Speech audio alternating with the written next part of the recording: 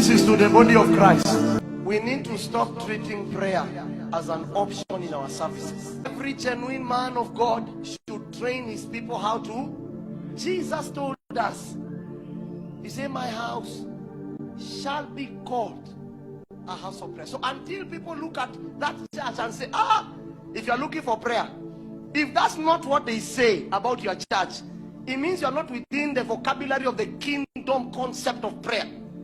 You have found your own way to do ministry.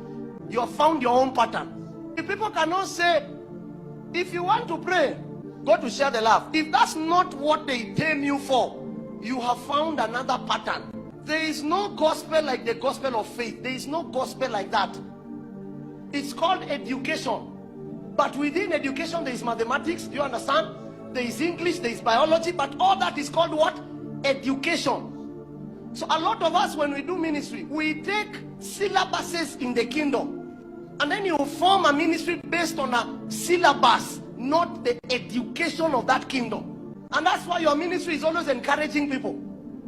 You can't form foundation on encouragement. That's what happens when you go to school. Let me ask you a question. Who has gone to school here, primary school, whether public or private? Can I ask you a question? When you went to school, did you go to school to only learn mathematics? No, answer me. Was it only English? Did you realize there are it's a combined syllabus? It's many types of classes that make you who you are. True or false?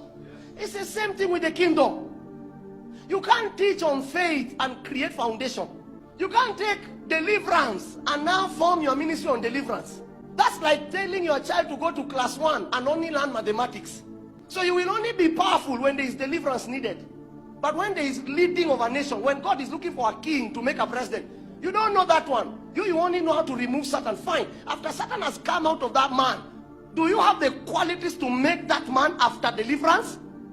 That's what the danger of picking syllabuses in the kingdom. We need to go back to being holistic in our approach of the gospel. Holistic. I ask you a simple question.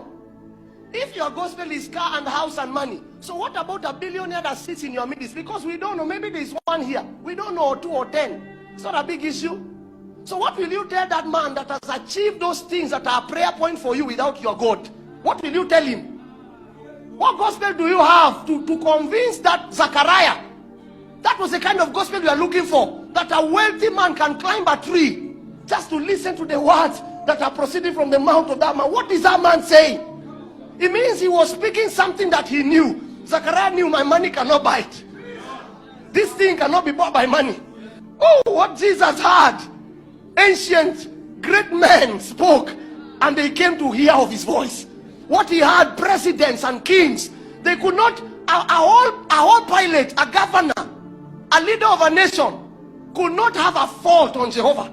He even says, according to the constitution of Rome, we find no fault in this man. The words that Jesus was speaking was even touching governments. We are not holistic in our approach of the gospel. And it's because we lack prayer. What is prayer? Prayer is not you telling God. Prayer is you knowing God's will. It's in the place of prayer that God will tell you, I want you to run a nation. But if you don't pray, you will never know what God is saying, because God has limited his approach to his will through the system of prayer. This is why we tell you to pray. It's not so that you can tell God what you need. It's so that you can be able to pick his will. And the will of God can only be found by a man of